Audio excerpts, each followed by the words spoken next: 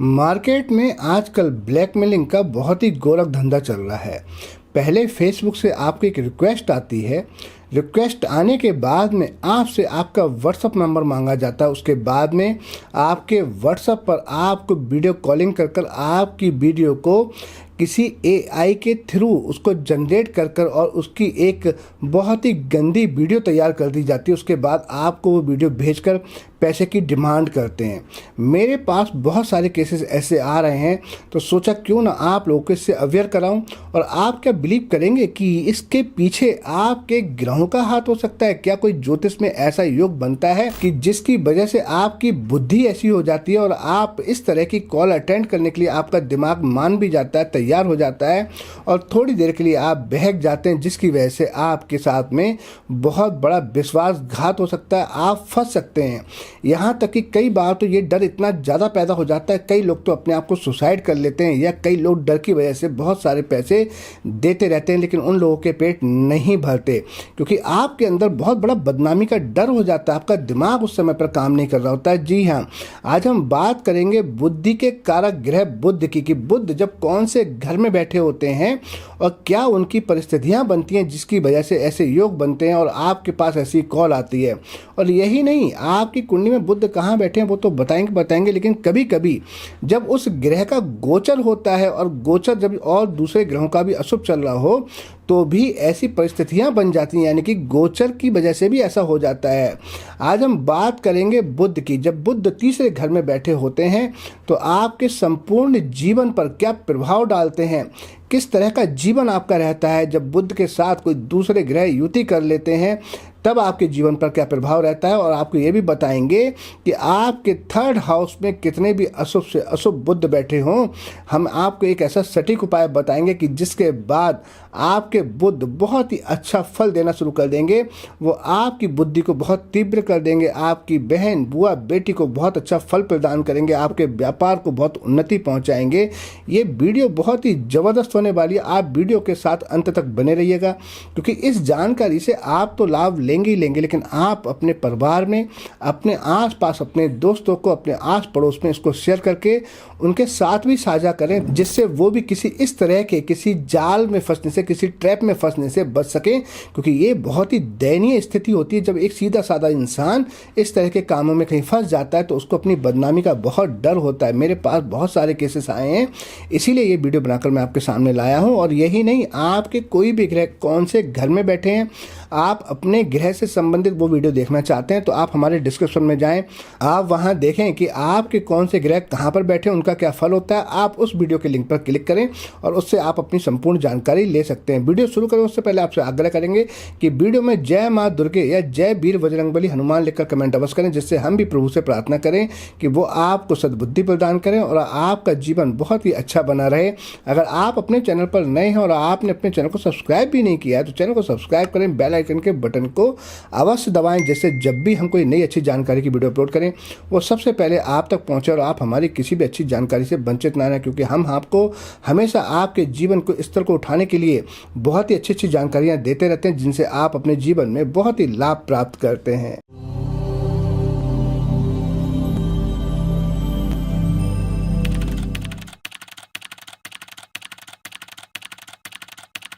ओम नमः शिवाय। मैं हूं एस्ट्रो भाग्यराज गुप्त। स्वागत है आप सभी का आप ही के चैनल एस्ट्रोलॉजी अरेबियन में। मेरे सभी व्यूअर को मेरा प्यार भरा नमस्कार। ये वीडियो बहुत ही ज्ञानवर्धक है, इससे आप अपना भी भला करेंगे और साथ में आप अपने आसपास के समाज का भी भला करेंगे।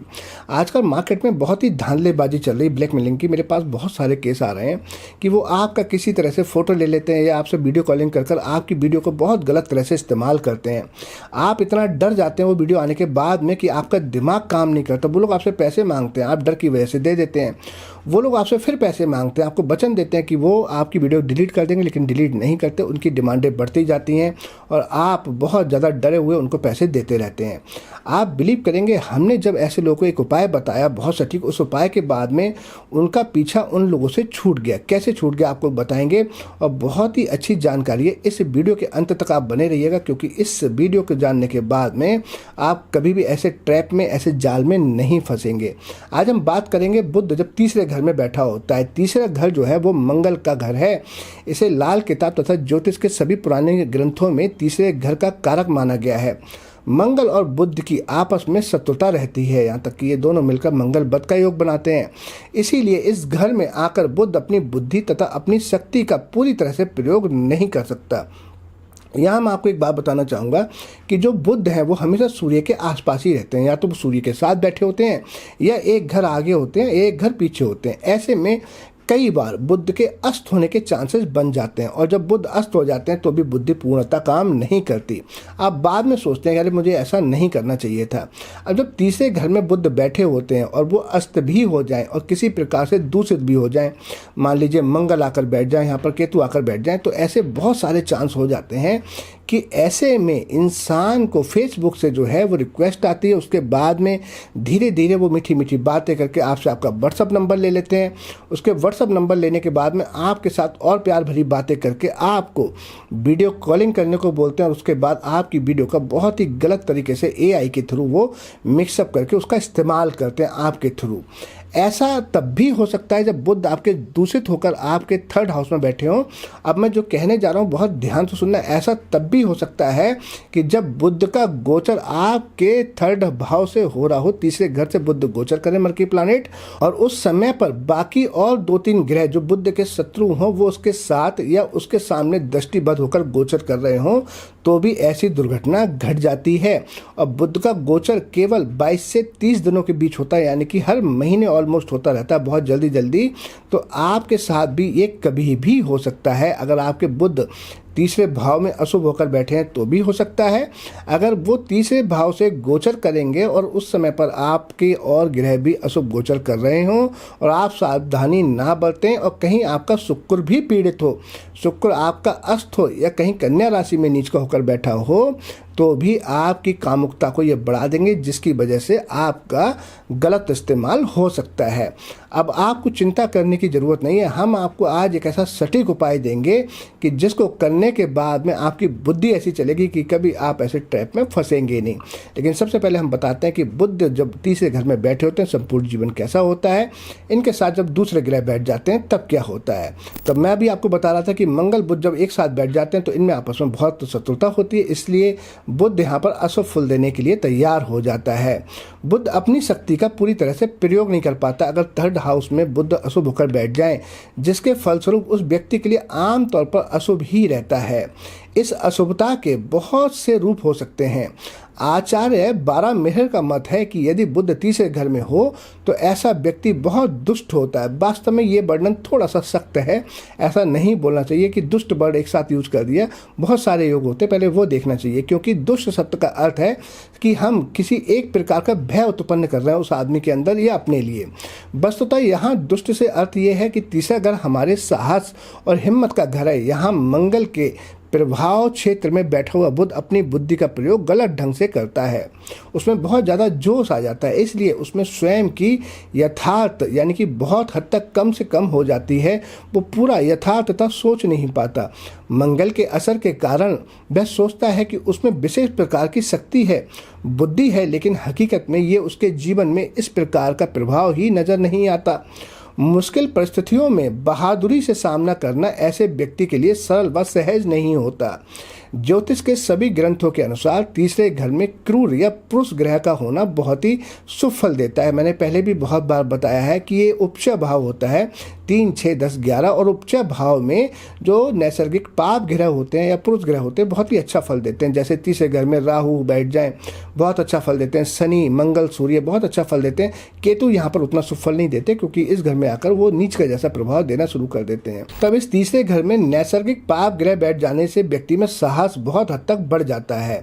यहाँ पर बुध होने से वह साहस किसी हद तक कम हो जाता है, किंतु ऐसा व्यक्ति दूसरों को ये प्रभाव जरूर दे सकता है कि वह बहुत विनम्र स्वभाव का है, बहुत ही नम्र स्वभाव का है। शायद यही कारण है कि चमत्कार चिंतामणि में लिखा है कि ऐसा व्यक्ति बहुत विनम्र होता है। इसी तरह सारावली में भी जिक्र आता है कि तीसरे घर में बुध होने से व्यक्ति दीन स्वभाव का होता है। वास्तव में ये उस व्यक्ति की मजबूरी है कि उसको दूसरों के आगे नम्रता या दीनता दिखानी पड़ती है, लेकिन ये उसके वास्तविक स्वभाव का हिस्सा नहीं है। दूसरे शब्दों में ये कहना चाहता हूँ कि यहाँ बुद्ध होने से उस व्यक्ति की एक तरह की मजबूरी ही है कि वह दूसरों के साथ किसी बात पर बहस करते हुए, शारीरिक तौर पर झगड़ा करते हुए अपने आप को बचाने के लिए नम्रता को एक बैसाखी के रूप में प्रयोग करता है। ये दिखाना उसकी मजबूरी है कि वह व्यक्ति नम्र है, लेकिन वो नम्र होता नहीं है, जिसको वास्तविक नम्रता कहना ठीक नहीं होगा। जब व्यक्ति दूसरों के साथ बहुत ही विनम्रता से पेश आता है तो सभी उसकी प्रशंसा करते हैं, लेकिन यदि हम बहुत गहराई से सोचें तो वो बहुत बार हमारी विनम्रता भी हमारे अवमान का ही हिस्सा होती है। मिसाल के तौर पर यदि कोई व्यक्ति आपकी थोड़ी बहुत इज्जत करता है लेकिन जुबान से आपको कहता रहता है कि साहब मैं तो आपके कदमों की धूल हूँ, मिट्टी हूँ, किंतु यदि दूसरा व्यक्ति आगे से ये कह दे कि हाँ आप धूली हैं मेरे कदमों की, इससे ज़्यादा नहीं है, तब आप देखेंगे कि ऐसी विनम्रता जिस आदमी में थी वो प्रतिकरण क्या होगा। वह आपसे गुस्से में आग बबूला हो जाएगा। यदि वह इस प्रकार के उत्तर से खुश होता है तभी हम उसको सच्चा विनम्र कहेंगे, लेकिन सच्चाई ये है कि दूसरे व्यक्ति के इस उत्तर से शायद वह आदमी गुस्से से आग बबूला हो जाएगा और उसका विनम्रता का जो झूठा लिबास है वह एक क्षण में उतर जाएगा। तब किसी भी इंसान की विनम्रता चेक करने का ये सबसे अच्छा फार्मूला है। वृद्ध यवन जातक ग्रंथ में इसी विचार को दूसरे शब्दों में कहा गया है। इसमें वर्णन आता है कि यहाँ बुद्ध होने से व्यक्ति का चित्त शुद्ध नहीं होता।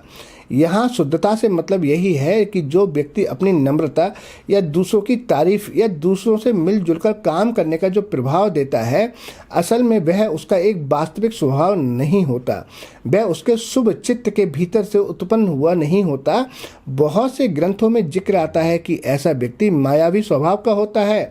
हमारे मिथ्याहासिक संदर्भ में मायावी का अर्थ है कि एक व्यक्ति का अपने वास्तविक स्वरूप को बदलकर दूसरे स्वरूप को धारण कर लेना, यानी कि करनी और कथनी में फर्क होना।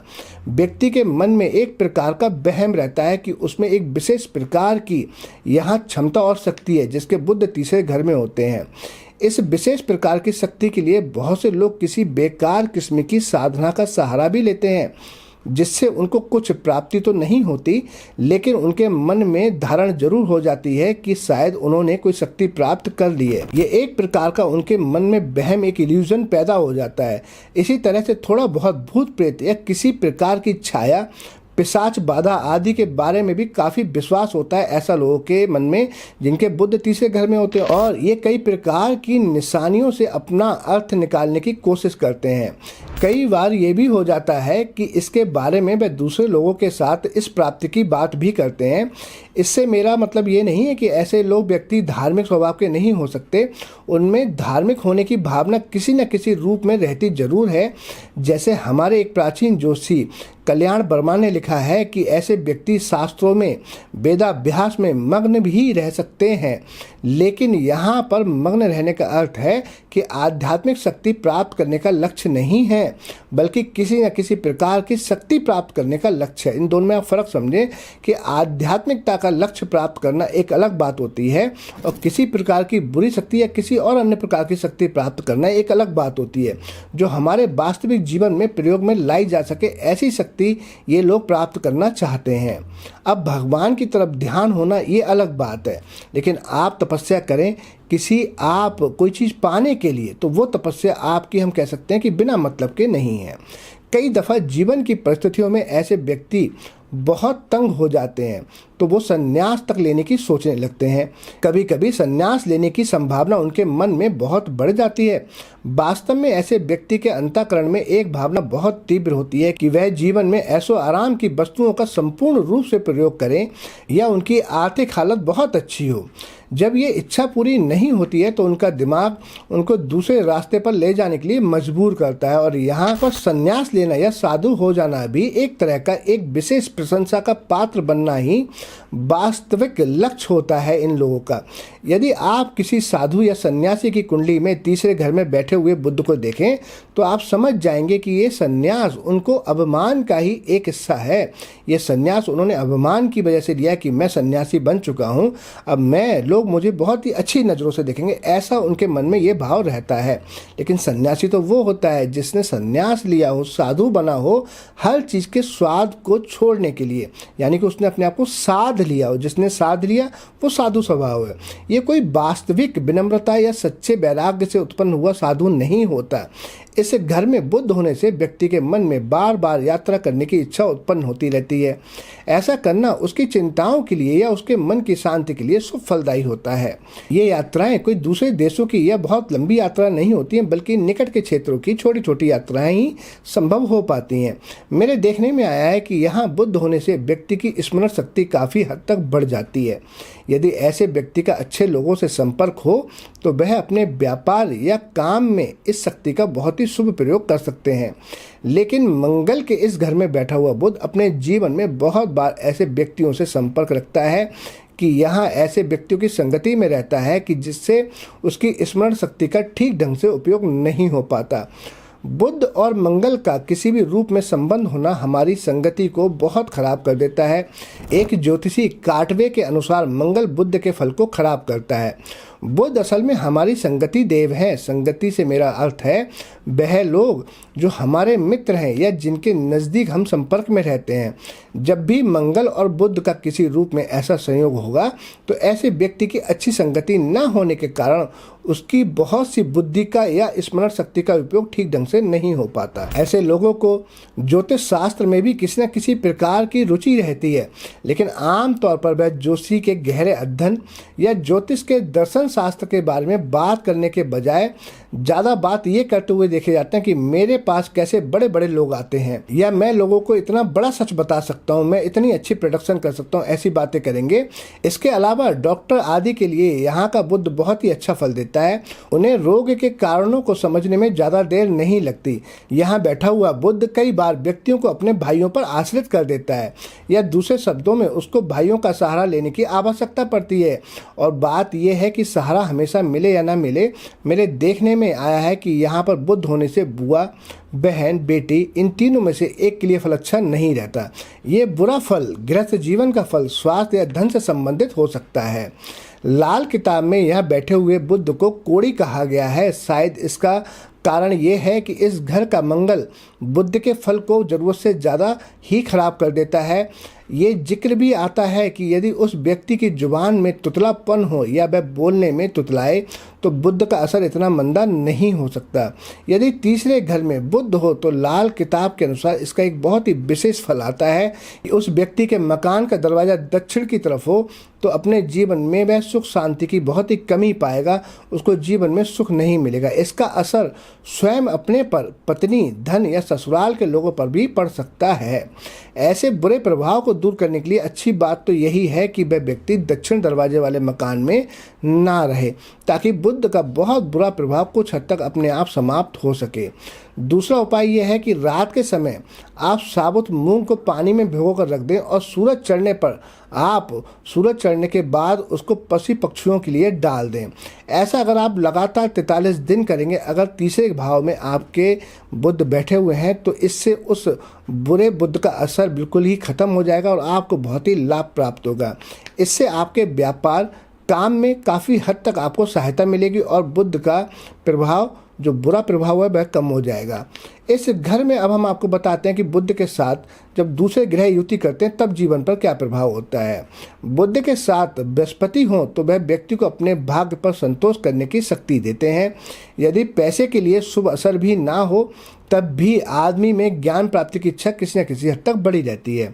और वैसे ऐसे आदमी में कैसा भी पराक्रम हो, लेकिन जब बात धर्म की आएगी कि बृहस्पति के साथ बुध बैठे हैं तब उसकी बुद्धि यही कहेगी कि अपने धर्म के लिए हमेशा खड़े होना चाहिए, तब वह धर्म के लिए खड़ा रहेगा।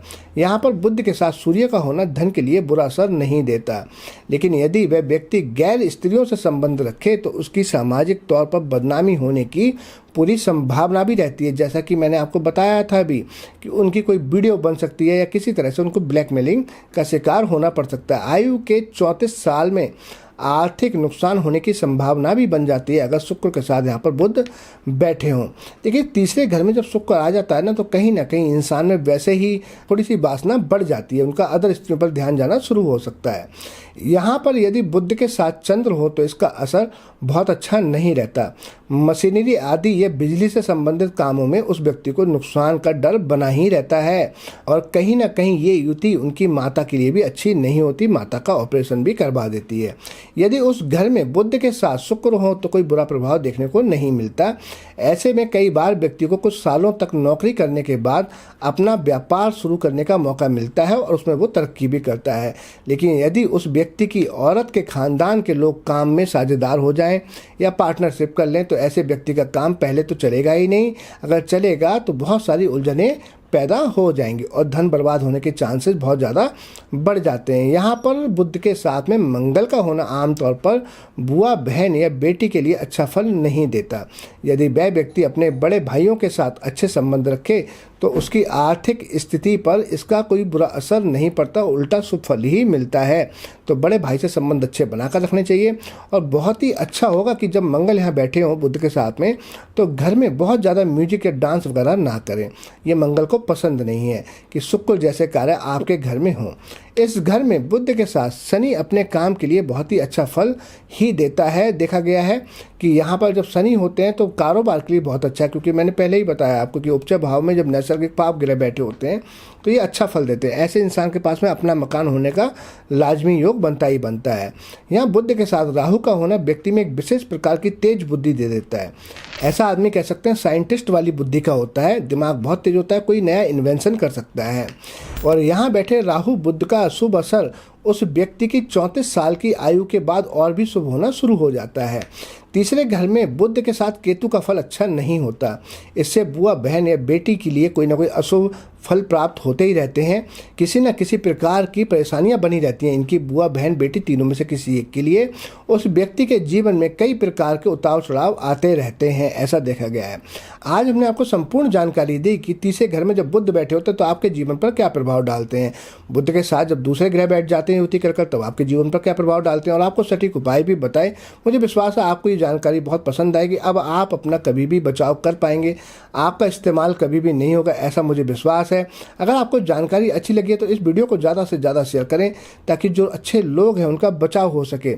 इसी के साथ मैं अपनी वाणी को विराम दूंगा। बहुत जल्दी मिलेंगे एक नई जानकारी के साथ। नमस्कार।